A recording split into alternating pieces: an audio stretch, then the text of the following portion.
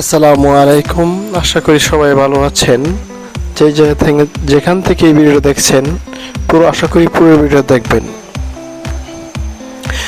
তো দেখেন, আমি একটা ছবি আপনাকে সামনে উপস্থাপন করছি। সেটা হচ্ছে আসলে আপনারা বুঝতে পারছেন, যারা বিদেশে থাকেন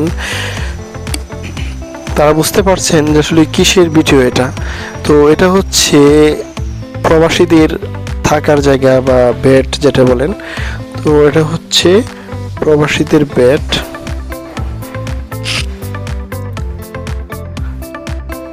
এখানে তারা অবস্থান করে।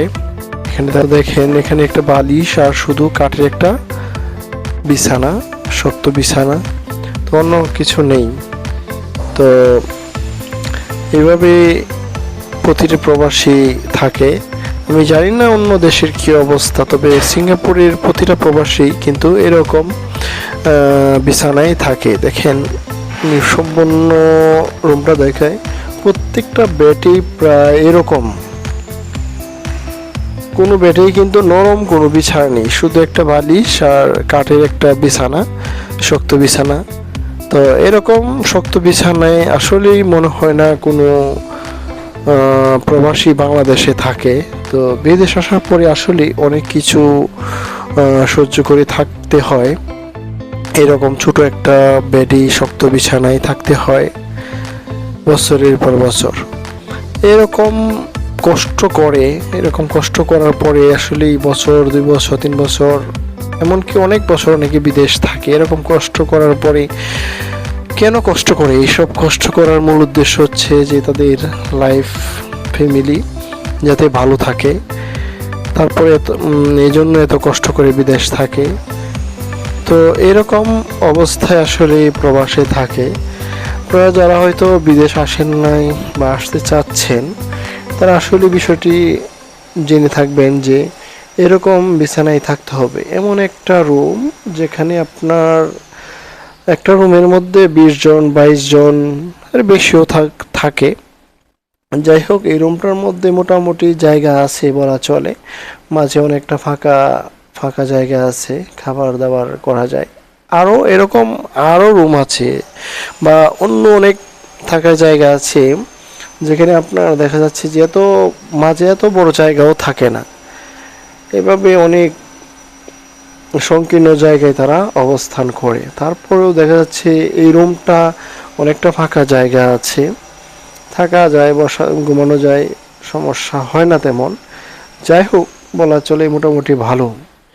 আর যেই জায়গাটা দেখাচ্ছি সেটা হচ্ছে আসলে সিঙ্গাপুরের একটা রুমের দৃশ্য, যেখানে আসলে সিঙ্গাপুরের প্রায় 90% প্রবাসী এরকম বিছানায় বা এরকম রুমে থাকে এবং কাজ করে।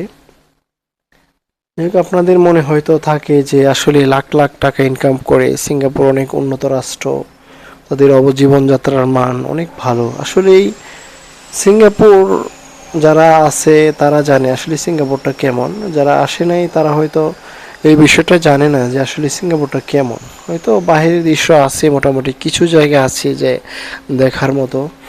তো আসলে বাস্তবটা হচ্ছে কাজের জায়গা প্লাস থাকার জায়গা, খাওয়ার পরিবেশ সব মিলিয়েই খুব একটা ভালো তা নয়।